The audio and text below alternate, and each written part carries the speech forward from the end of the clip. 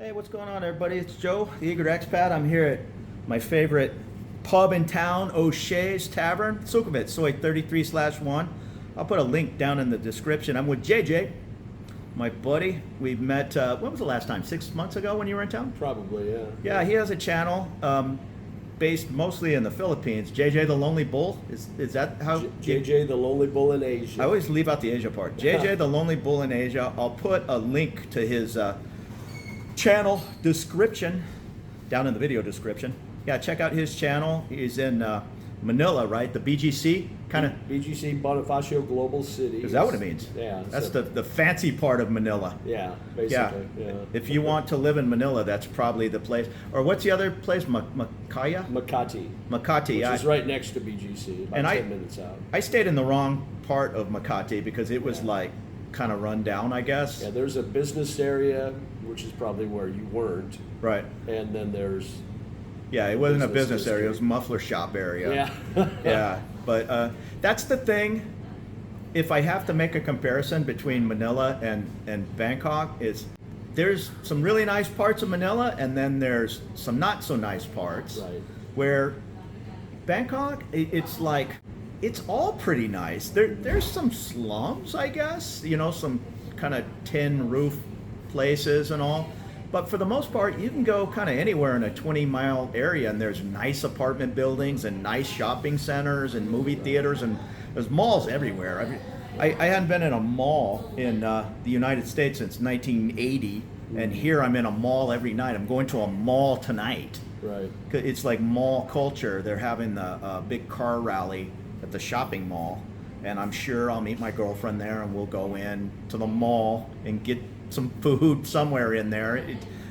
So I mean, is it that way in the Philippines? Are there like malls everywhere? Malls everywhere. Oh, okay. Yeah. And malls are basically, get out of the heat. Yeah, exactly. Yeah, same here. They don't buy a lot of things in the mall, but they go walk around. Window shopping. Yeah. What would be your best tip for moving to the Philippines, or you're thinking about maybe living here in Thailand part-time? What is a good tip you could give somebody? Oh, wow. Just research before you come. Yeah. Don't just come and say, okay, I'm selling all my stuff, back in the U.S. or the West or wherever you're from, and I'm going to the Philippines or I'm going to Thailand. Don't do that. Yeah. Come out here first. For how long? I would say, if you only get 2-week vacation or 3-week vacation, spend those 2 and 3 weeks, and if you can come back a couple of times that year for another 2 or 3 weeks, if you could stay a month, better. Right. 6 weeks, even better, and then spend some time in the locations where you're thinking of living. If you're planning to retire or move to the Philippines or to Thailand, spend a lot of time in those areas to see if you're going to like it, because you don't want to just move out there and then realize, oh crap, this ain't for me, and then you're miserable and you've sold everything. And yeah, that's great advice. That's the number one thing. And just do research on what it takes to move here as far as visas and cost. Sure. Because you've got to have a nest egg. You've got to have money. If you've got to have an income coming in, whether it's retirement, Social Security or pension or whatever. If you're retirement age, you've got to have that monthly income coming in. Right. And especially in Thailand, from what I understand, that you've got to show that you're getting a monthly income. They don't require that in the Philippines. Yeah. But you, just for your own safety and benefit, you've got to have some savings, because first of all, it's going to cost you some money to move out here, as far as the airline ticket and the cost of, a couple of bags that you got to check in, things like that. But then, you have to find a place to live. So you're going to be in an Airbnb or a hotel for a couple of weeks while you're looking for a condo or an apartment in which to live. So there's a cost there, and it's going to be a little higher than what you normally pay for a monthly rental. Agreed. So you got to have that money. You got to have that money that you got to pay for a deposit, because most places are going to want 1 or 2 months deposit plus your 1 Here month. it's 3. Yeah. So First, last, and deposit. Yeah. Yeah. So you got to pay 1 month's advance and 2 months deposit. Some places the last 2 and 2, but everything in the Philippines at least, everything's negotiable. Right. You know, you can negotiate. So I'll do 1 and 1. You know, I've negotiated that. Right. But you negotiate the price. You know, if they want, 25,000 peso, you can negotiate down to 20,000 peso, which is about $400 a month. Same here. I negotiated on my. I lived in. Well, I negotiated all 3 of my leases, and I got it down, basically $100 a month. Yeah. They're kind of interested in retired expats, landlords, and all my landlords have been ladies. Right. Same here. Yeah.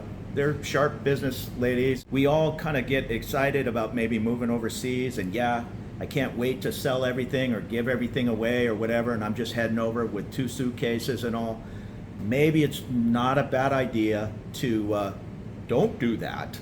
Right. And keep your place. I'm not a big put everything in storage for a year guy. I don't think it's going to take a year. Wherever you're living, if it's in the UK, the US, Australia, whatever the case is, you're living somewhere, and you have that retirement date. If it's June 1st, okay, June 1st is going to come. Well, pay your mortgage, pay your rent, do whatever you have to do, and go over to the Philippines if that's where that's going to be your first stop, or come to Thailand and hang out here for 2 months, 3 months. If it's a month, if you're not sure, maybe it's the Philippines, maybe it's Thailand, we'll go to the Philippines for a month. If you're not sure if it's Manila or Cebu, go to each place for a month. Yeah. Then come over to Bangkok and rinse and repeat, and then go back home. Is it going to cost you a little bit of money to keep your place back home for 6 months? Yeah, but put some knucklehead buddy in there. Try to break even. Yeah. Then go back and do what you have to do if it's selling the home or whatever. Because you're absolutely right. I mean, there are people that come over and it's just not for them. I personally haven't met anybody. All my buddies. Now maybe we did a little bit more planning. Moving on to the next question. What has been your hardest challenge for moving abroad? In your case, Philippines. Hardest challenge. You know what? Being a lonely bull, that's why I use that name. So even when I lived in the U.S., I was kind of a loner, so I moved a lot. So I moved from city to city, town to town, state to state. I've lived in 8 different states in my adult life in the U.S. So moving was never a thing. And so when I moved to the Philippines, I moved for a job. So I was making good money, U.S. money. You had a job in the Philippines? Mm-hmm. Oh. Yeah. So I moved there at good U.S. money, making a great salary. And so to me, it didn't feel like it was any different than moving to another state. Right. So that was that. I know a lot of people think, the biggest thing is moving to another country. That was never really a thing to me. And the Philippines is so easy to go there on a tourist visa because you come in, you get 30 days visa free in most countries, like the U.S. And then in that 30 days you extend for another 29. And then you can keep extending, and you can stay there for 36 months without having to leave. Right. So they're kind of changing that, aren't they? They're kind of looking at changing that. They're being a little more strict about asking questions. Why are you still here on a tourist visa? That sort of thing. Same with Thailand. That's why I'm looking at spending some time in Thailand too. Sure. Vietnam. Thailand just loosened it up a little bit. You're allowed to roll in, and you get 60 days now. Right, and then you extend another 30. It's real easy to extend for another 30, and they made those changes. And of course, the first questions were, well, how often can I do that? Can I keep doing that indefinitely? And they really haven't answered that. It's probably you're probably not going to be allowed. This is just a guess, to come into Thailand, just stay here indefinitely on visa exempt stamps and extending at one time. But if you get a little creative and go off to Vietnam or go back to the Philippines or whatever for 90 days and come back and do 90 days here. I don't think they're going to say anything. No, because you're not living here full time. You know what I mean? Yeah. So that wasn't. I know a lot of people think that's going to be your biggest stumbling block. I think for me, it was just adjusting to the culture, because it's such a different culture. It's more laid back. Same with Thailand. Sure. Things are laid back. Nobody's in a hurry. You're going to run into problems where things are going to be out of stock that you normally in the West you would think, I'm going to order a cheeseburger. Oh, sorry, sir, unavailable. We have no cheese. Right. You know? With the Philippines, it's like they wait until they're completely out of a certain item before they order, so it takes another month before they get it. Like the other day, well, it wasn't the other day, it was about a month ago, went to a bar, they were completely out of the beer we normally get, which is San Mig Light. Yeah. That's a Philippine beer. They're completely out of it. It's like, how That's can crazy. you be out of beer Right. at a bar? So they only had, I think they had Red Horse and Corona. Well, Red Horse is nasty, huh? That's all right. I You thought get that used was to it. like It's like malt 6%. I thought it was like malt liquor. Yeah, it's pretty. Yeah, it's Ugh. pretty potent. Yeah. But I got friends that love it. But yeah, so you got to get used to different things. You know, get used Yeah. to the traffic, get used to the poverty level. That's huge in the Philippines. You get a lot of that. So those are the stumbling blocks that you just kind of have to adjust to. What about small challenges like communicating with family back home? To me, that's not a big deal. You know, I mean, we talk on Facebook Messenger. Yeah, I'm close with friends and family and all, but I mean, even when we're living 10 miles apart, you know, we all go out to dinner once in a while. It's not like we're all hanging out every Right. night, you know what I Yeah. mean? So it's like, Well, my we're kind of sisters- more in touch now that I'm thousands of miles away, you know? My two sisters live in Omaha, Nebraska. I'm from Nebraska. Right. And when I told them I was moving here to the Philippines, they said, "Why do you want to move there? We're never going to see you again. I said, you never see me now." Right. So Yeah. it's like I was 30 miles away from you, and you didn't want to see me anyway. So Yeah. what difference does it make if I'm 8,000 miles away? So yeah, it's we talk on Facebook Messenger, my Sure. friends and my family, and we can FaceTime on that. So making long distance phone calls is not a thing. It's Got it. you gotta love technology where you can have Facebook Messenger and make calls and I agree. videos, and it doesn't cost a dime. Do you feel safe and welcome in the Philippines and Thailand? Yeah, I do. I've never felt threatened. I just did a video on my channel about is BGC still safe? Because there's been some reports of purse snatching, and if we have a lot of outdoor dining, a lot of al fresco dining. They brought that during COVID, and it was so popular that they kept it after everything opened back up. But it's right by the street in a lot of areas. Yeah. So there's been incidents where people are in a group setting at their table, and they're not paying attention. They got their purse draped over their chair, and a motorcycle will come up with two riders, and one guy will hop off and he'll grab the purse and hop back on the motorcycle, and they'll take off. That happens here. It happens everywhere. Yeah. I mean, it's not it's not just the Philippines. It's not Sure. just Thailand. I'm sure it's worse in the U.S. I feel safer walking around Bangkok at any hour of the day, and I'm oftentimes out at 3, 4 in the morning. I'm a night owl. I mean, I like to sleep till noon, and I like to be out making videos at 5 in the morning, and normally because I've been up all night, not because I wake up at 5 in the morning. I wouldn't do that in many parts of the U.S. No, sir. I know what your favorite part of the Philippines is. I would guess it's BGC, right?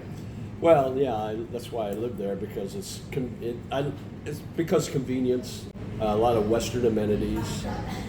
You can walk everywhere. I'm like minutes to a grocery store, minutes to several malls, minutes to great restaurants, bars. It's so easy to just walk everywhere. You don't need public transportation.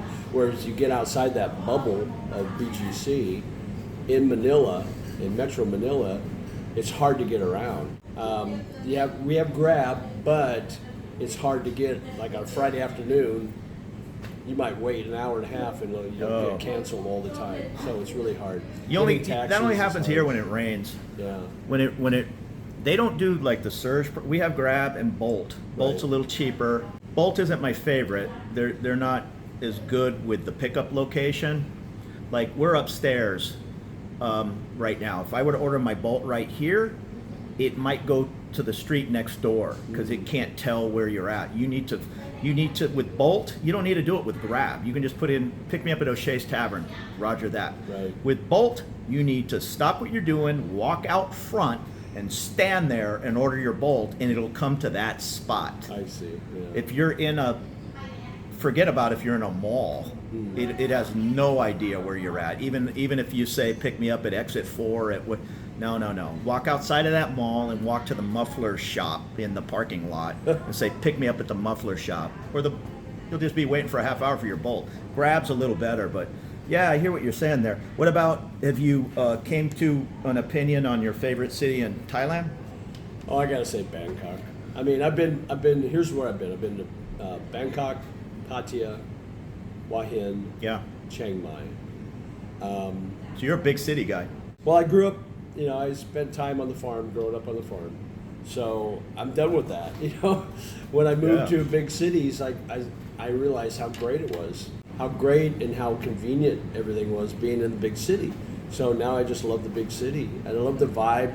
Bangkok's got such great energy. I'm with you. And it's very international. Chiang Mai's neat. It's kind of a college town feel to it. What do your friends and family think about you moving overseas? They're probably used to it with you, huh? Well, like I said, my sisters, when I told them I was moving, they said, "Why you want to do that?" And Well, you were already living here, though, weren't you? Or why did you want to move here for that job?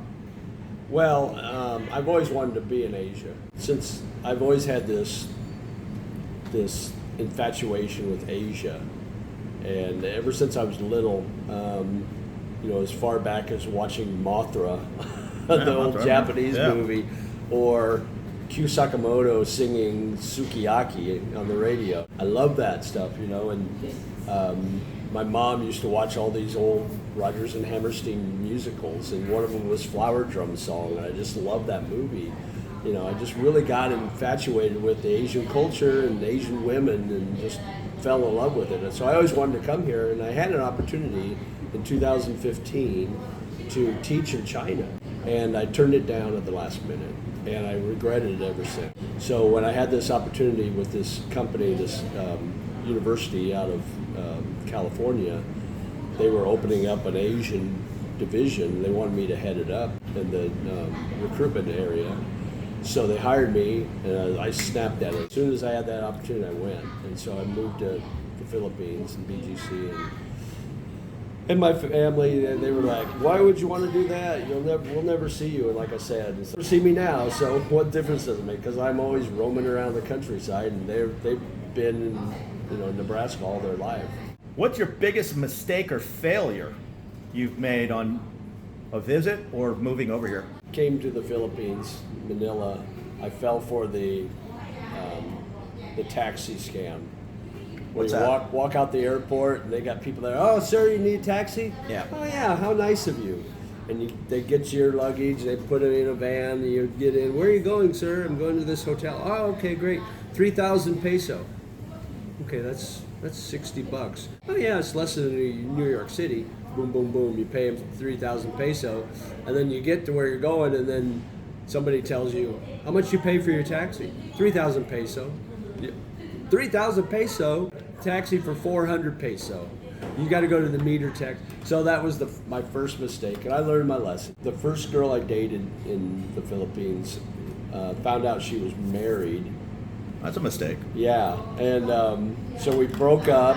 I broke up with her, and she ended up being a stalker. She would stalk me all the time. She'd go to these places where I'd go. And BGC's a small area. I mean, there's only like 17,000 people that live there. And you can walk from one end to the other in less than 20 minutes. I mean, it's small. So you're going to see the same people over and over and over again. So she knew where I hung out. She knew where I lived. And she would wait there. And she would message me. And she was bipolar. I mean, she would one message would be like this long, and she would talk about, "Oh, how horrible I am, you're evil, blah, I hope you die, blah, blah, blah." That's scary. And then the very next message, "Oh, I'm sorry, I miss you so much." It was just complete 180-degree different. One night I went to bed, I woke up, and there were like 57 messages from her overnight. Okay, so yeah, be a little cautious with... Go slow. What would you do differently in your first week Ugh.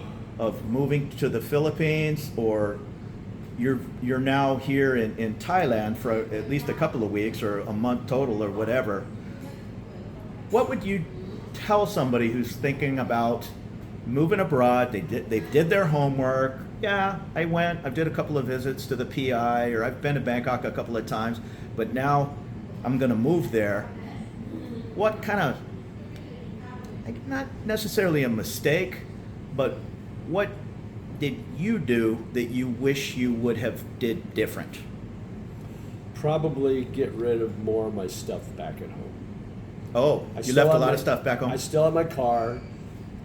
I still have a storage unit that I'm paying $93 a month on. That's got some personal items that I just need to, tell my sister, you want this? Come and get it. That's probably the big thing. The other thing is, make sure you know where you're going to before you go. In other words, you don't need a lot of long pants. It's good. Right. It's Thailand. If you want to go visit the temples and that, you got to have long pants, But you really don't need it unless you're going to clubs in the Philippines. You have to have the long pants. But you don't need a lot of things. You don't. So need you brought too much stuff? I brought a big suitcase with all my DVD movies. I've never watched them since I've been there. Right. Almost 3 years. I've never watched one of them. It's like, what the hell am I doing with this stuff? We both agree on doing a reconnaissance trip, coming over here and hanging out at Nana Plaza or Soy Cowboy for 2 weeks, 3 times over the last 5 years. That's not the reconnaissance I'm talking about. We all know there's party areas and red light areas. You need to come over and live here and eat normally, not eat cheeseburgers every night for 2 weeks. Right. You can do that, but your food bill is going to be more than your rent. So if your plan is to come over here to save money and live on $2,000 or $3,000 a month or whatever, you're not going to be eating live hamburgers like a every day. resident, don't live like you're on vacation. If it's the Philippines, if it's Thailand, if it's Vietnam, you need to come over and live. I'm not saying you can't party, but you need to live kind of like a normal person. You need to rent a Airbnb and you can rent Airbnb. I'm sure, I don't know how it works in the Philippines. Here, you can do it for 30 days. You can't do nightly rentals. Yeah, but you can do it up to 30 days there. 3-4 days. It just depends on who you're renting it from. Well, see, here you can't do a week Airbnb here. In many of the condos, they don't allow it. They don't allow it, but they will allow, and they'll give you a card to get into the building. Or many of these buildings are fingerprint scanners. Yeah. The last one I was in when I saw you last time, it was an facial recognition thing. But I was only there 2 weeks, and they let me do it. Oh, okay. But it's like Airbnbs is illegal, or it's not allowed. But it's like wink, wink, nudge, nudge. They'll let you do it as long as you're okay. Right. Don't cause any waves. Another thing I would do differently: bring an umbrella with you, because when I came and I started looking at condos to rent, every time I walked outside, it started pouring rain. I didn't have an umbrella. I was drenched because I'm walking to these locations. I couldn't get a taxi because you can't get anything when it's raining. And I go in all these places looking for an umbrella, and nobody had them. They were all sold out. Now, I wrote, is Thailand affordable? Can you live here for $2,000 a month? But what about is the Philippines? Well, both. I think, so my expenses in BGC, which is arguably the most expensive place in the Philippines, is less than $2,000 a month. I pay $600 for my rent. I pay about $200 a month for groceries, $100 for utilities, which is electric and water.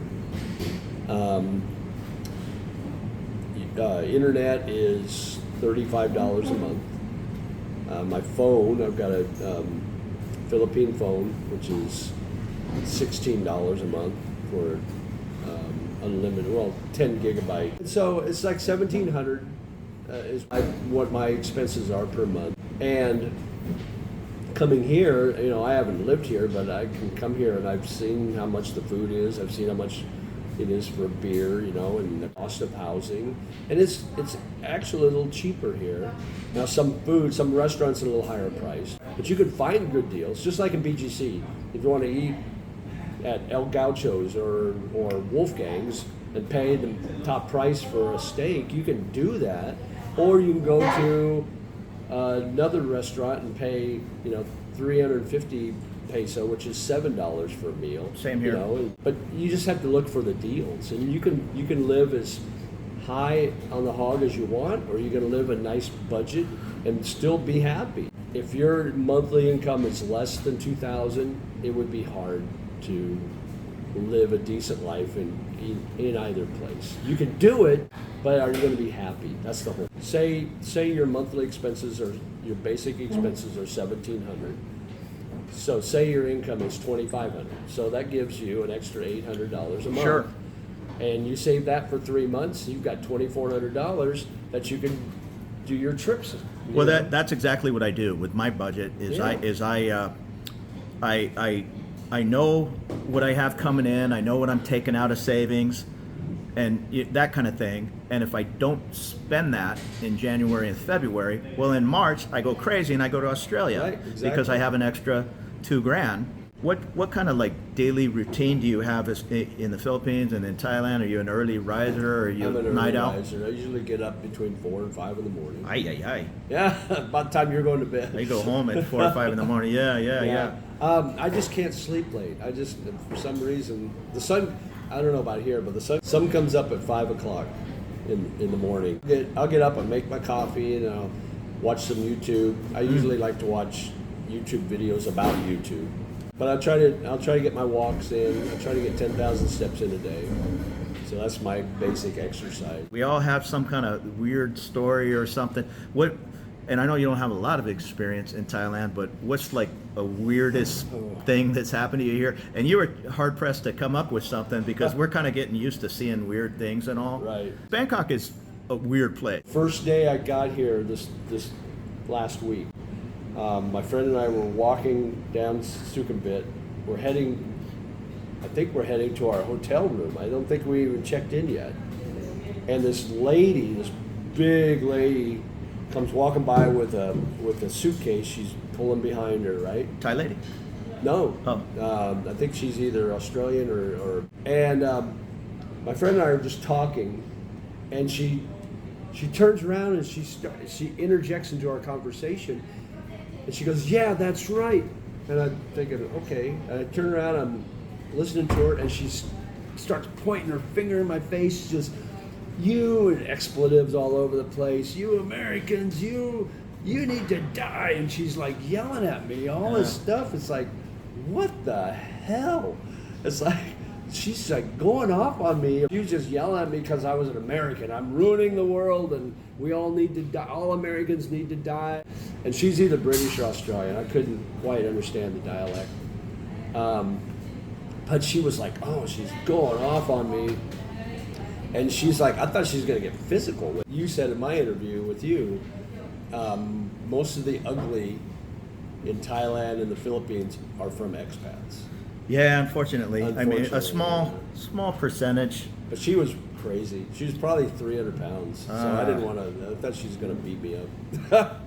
She outweighs me by about 100 pounds. Well, thanks, JJ. Thanks for sitting down with me. And yeah, I'll put JJ's link to his channel, JJ the Lonely Bull in Asia, down in the video description. Check it out. He has plenty of good information on the BGC and all, and soon Thailand and Vietnam and all kinds of other different places in Southeast Asia. Yeah, you never know where he'll show up. So check it out. Thanks again for watching. There'll be more videos to come. We'll see you. Thanks. All right.